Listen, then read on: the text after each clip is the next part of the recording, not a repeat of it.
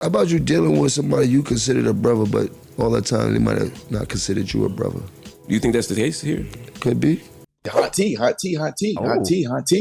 right, so if y'all don't know, Jim Jones was recently on the Joe Budden podcast, and y'all know Joe had to ask him about the beef with Cam, and could they ever squash the beef? You better like the video, you better subscribe. Let's get it. Hearing you talk now, Cabo, seeing that you're growing mentally, you're growing, and do you still have the same look of not forgiving people in life? Like, you have a very hard line, nigga. You cross me, nigga, it's...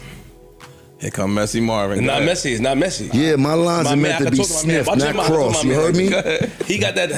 And I be my lines are meant to be sniffed, not crossed. You heard? Cabo, let that shit go, man. Forgive people. I don't know what you're talking about. I forgive. I just don't forget. What happened? All right, man. You heard? Yeah, get up. Yeah, I don't dwell on too much. You heard? I don't let shit not about hold me niggas down love too much. you, nigga. Niggas be making mistakes. We all make mistakes in life. People come to speak and they miss you, they love you, and you just be hard line, nigga. Boom. And at some point, part of growth is a deliberate mistake a mistake? No. Oh, it's a conscious choice. It's a conscious choice. We all make deliberate mistakes at some point. That's not a mistake. It's not a mistake. If you know what you're doing, if you know what you're doing, what makes it a mistake is that it wasn't on purpose. Yeah. But even if you do something on purpose, nigga, it happens. Nigga, life is made for forgiveness, nigga, and growth. I mean, you can do what you want. You're my man. I love you. But I'm just saying, me, I look at it from a different perspective. Do you hear what I said? I said I forgive. I just don't forget. Don't forget. But your forget is like not forgiving. No, you're just saying things will never be exactly the same again. Yeah, nigga, I want it the same. It's not me. Things never be. Well, I don't care. That's life don't work like that. Well, bro. To me, it do. Why's that? Don't worry. Because it's just listen. When a person shows you who they are, yes, we hear all that. We know the rest. And when God sends you a sign, I got it. I just feel like we Dipset fans, nigga. Yeah, I mean, I'm cool with that. I'm still Dipset. I never said I wasn't Dipset. I'm the one that been holding the bird up for all y'all to say you're still Dipset. Else they would have been faded long time ago. None of y'all will remember who we are. I promise you that. Remember that. I've been holding this shit up for 15 years by my lonely. Every time you saw a Dipset reunion, it was something that I actually put back together. Something that I reached back to do. Let's not do that, you heard? So what does it take to get a real... I don't know. Right now I'm on my mission. I got to get my bag. I need all this money retroactive. I need 93. Then we could get back to what we doing. In the interim of me busting a move, you heard? But I need 93 right now. But it's still equity you built. Yeah, I get equity off it every day. Oh, nah, man. What happened? Nah. What happened? Going to my 93, nigga. I can't say too much because of my slaughterhouse shit. Anything I say, I'm gonna look like a hypocrite. Yeah. Nigga, we hypocrites, nigga. So what? I understand as a fan what y'all want.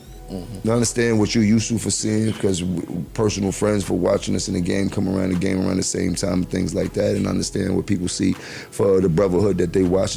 Yeah, that was a time. This is my time. I got a whole nother mission. You heard? Yes. For me, it's not about niggas got to respect my mission now. And I respect the mission. And I never down the bird. I still got the bird flying high. Still, you heard? Everything is about the bird. When I listen to your album, you know, even when you don't say names, especially that first half of the album, it's a lot of references to we were brothers, we were this, we were that. For me, I want a reconciliation, not even as a fan, because I can go and listen to old records for that.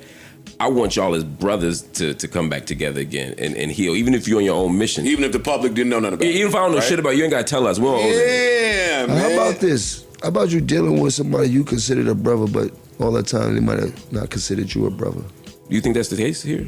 Could be. Because my shit is on the line. Everybody see my love. You heard? And that's for all of my niggas. Niggas know how I move. Niggas know how I put it on the line, nigga. I'll give you that. Still to this day, I wake up out my bed for anybody that I love that need my help, no matter what the situation is. You dig? And yeah, sometimes I got to give it a long thought. But I'm one of them people, you heard? I never faltered, and I still don't right now. It's instilled in you. And you don't regret it. Yeah. I just say it all the time up here. I mean, even bigger than Dipset. Like, it's like a New York thing.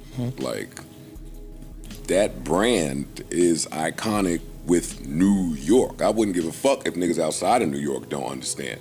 So this might be the last standing iconic New York brand that transcends time. Like you saying, niggas might have forgot about it for a decade unless you was holding it up. But what about the niggas that didn't? Like 20 years from now, that could still be a thing. When you walked fucking Tank out, I thought of fucking 5 songs that could have played. I'm ready, just mad records that would have tore this whole shit off. And then you hear people just hating on the whole situation that they had something to do with. Then you hear people talking down on one of the greatest walkouts New York City has ever seen. So what's that about? Bitterness? Jealousy? Because we didn't do nothing wrong. You heard? Now all of a sudden our energy is bad. Like I don't. You dig? So let's get into that. Like I hear what you're saying, but let's look at the playing field. You heard? It's one of the illest walkouts ever. I thought you looked great. Ever in New York City? Yeah, he gonna dress up. I thought he looked good. He gonna dress today, Kevin. I did look good. That fly, yeah. You look good. I was like, you did it. Yeah, you did it. So, Shout out to the champ. We love you, nigga. You Shout out did to it. the champ. I appreciate Took the me look, to man. Cheetahs. You heard? Took me to Cheetahs for a minute. Yeah, that was a dope. That was a dope look. You know what I mean? That was bucket list shit right there. I appreciate that, champ. What else was on your bucket list? All right, so a lot was said there, but I think the thing that stands out to me the most is when Jimmy says, what if I was dealing with somebody who I thought was my brother, but he never looked at me the same way? I've been telling y'all this for months. The more I see Cameron talk about Dipset and go at members in Dipset, I think to myself, rapping and Dipset was just a look for him. I think rapping was just a hustle, a way to make music. And I think, honestly, I just think Cam is a hustler. He'll be one place at one moment, get a bag, go to the next place, get a bag. You notice with Dipset, every time it was a bag on the table, he would come back.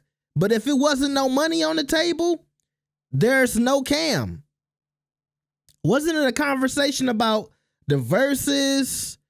It might have been a conversation about that show when Drake brought them out. If it's no bag on the table, Cam is not coming. He not coming to support anybody. He not coming to hold the bird down and all that other stuff. Cam is only around Dipset when it's a bag. Now look, I don't know. Maybe it's some deep beef, something that Cameron just can't get over. I remember a long time ago, and I think y'all have heard me say this multiple times, Cam said Jim Jones called him and said, we should make up a fake beef for the internet for clout. And I remember Cam said that rubbed him the wrong way. So maybe that was the moment Cam was just out on Jim Jones altogether. And Jim Jones did deny that claim. He said that was cap. But then we saw them get back together and be cool after that. So I don't know what it is. We see Cam now talking about Jim Jones not from Harlem. like now we talking about guys not even from their city and all this other stuff. So it's getting messy. And I think at this point, yeah, they could squash it for a bag to go on somebody's stage, but like Jim said, he'll never forget. And I don't blame him for never forgetting, because it looked like Cam got something that he's not gonna never forget. Then you got Mace on the sideline laughing, eating popcorn. It's just a bad situation. I don't think people like Flip. I don't think people who are intermediaries can get them together and squash it. I think it's just one of those things where we should be happy if the situation don't go over to some street-ish, right? If they not fighting, if they not looking for each other, if they not trying to pull up on each other, then we should just be happy with that. I get the Dipset fans are upset. You hate to see this, but it is what it is. And hell, maybe they need to, look, maybe they need to have a little 1v1. Go a little 30 seconds and hash it out. I don't know. But I feel like it's some deeper issue going on between at least Cam and Jim that the public is not privy to. And I was surprised when when Cam started throwing shots at Juelz. Like, when did Juelz go sour with Cam? And Juelz is always speaking highly of Cam. So it's some stuff going on with Dipset, man. So I don't know. Y'all let me know what y'all think about this. Like the video and subscribe. I'll see y'all next time. Peace.